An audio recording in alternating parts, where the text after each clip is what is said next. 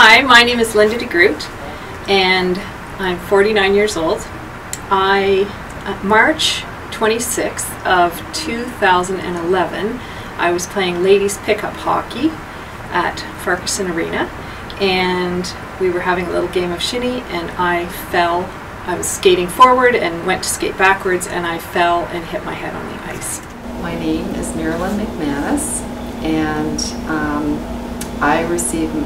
my injury occurred on February 21st, 2012, and it was a skiing accident. My name's Staffon.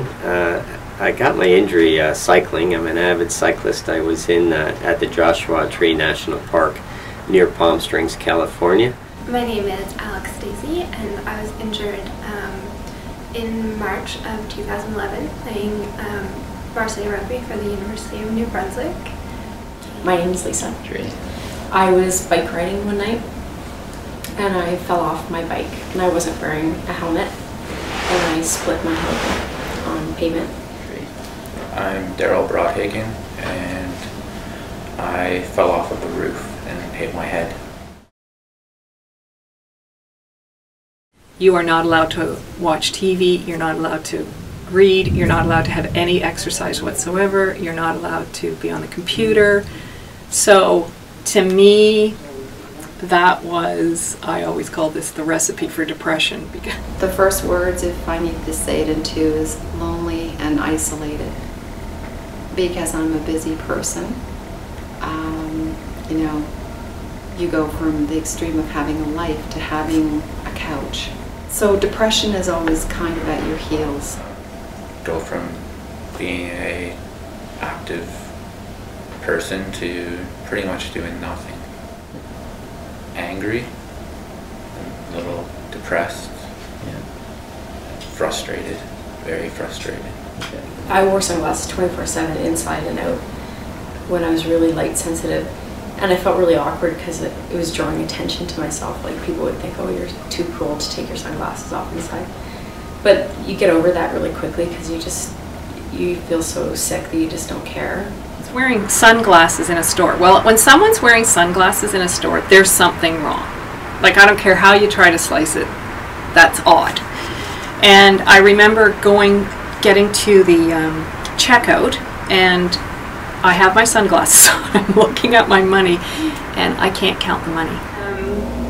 I couldn't figure out how to operate the elevator. There was 2 floors in the building. Like, I walked in on the main floor and got in the elevator and stood there and looked at the 2 buttons, and I just did not know how to get up there at all. And I call it brain fogginess because it just feels like part of my brain's just a little foggy. It's not quite perfectly clear.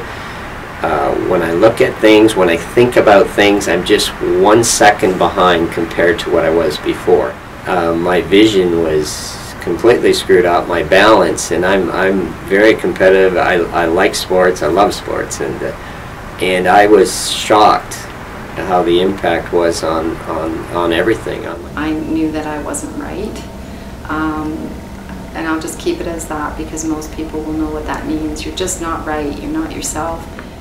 And I think that's what a lot of people don't, I think, get the piece of brain injury, because you look fine on the outside, but inside you're just a complete mess.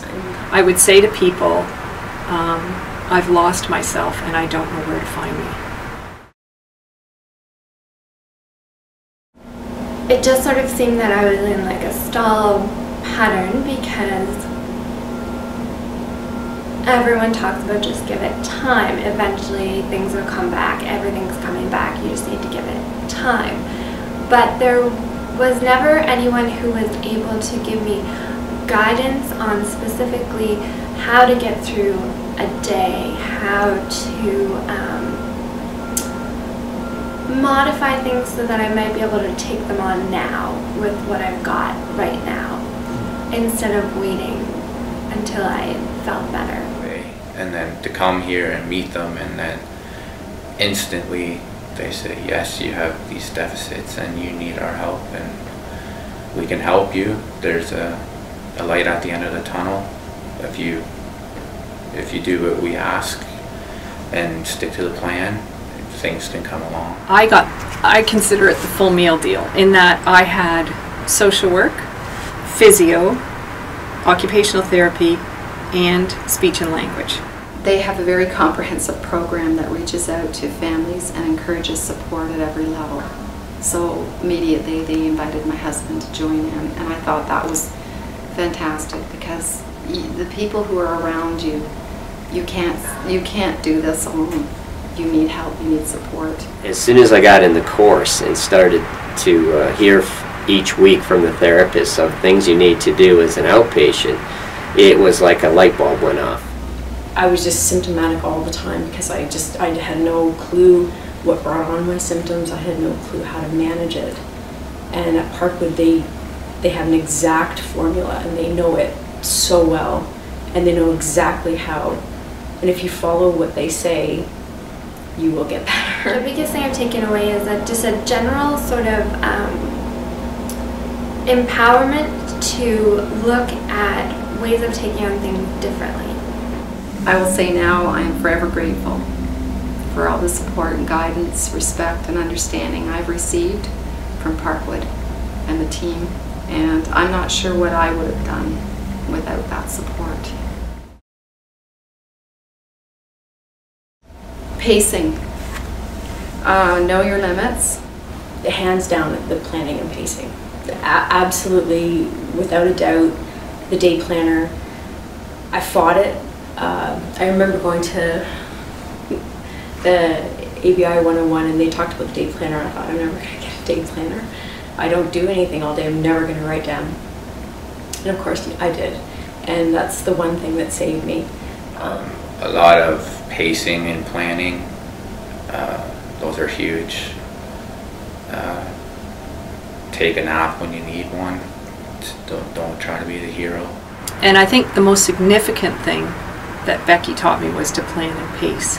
And so I had a calendar, and I would write down, like I would break my whole day into hours.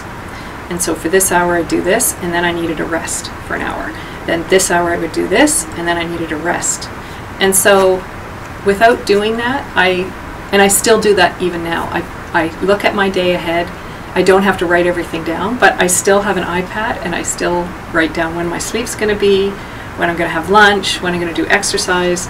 So that planning and pacing, that was 2 years ago about, and I'm still using those strategies. The click in my head was when we put tape on a pair of glasses and I could read without stumbling over words. And it was like, wow, this is going to be pretty cool.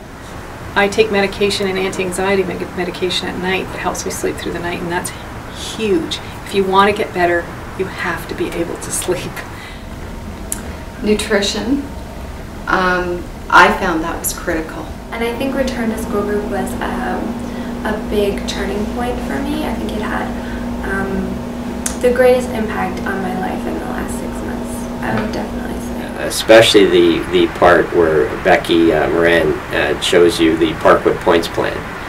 I was allowed 12 to 14 points a day, and if I get in trouble, it's because I've done 2 days in a row at 17. Going the 10-point system, it sucks really badly, and I hated every single second of it.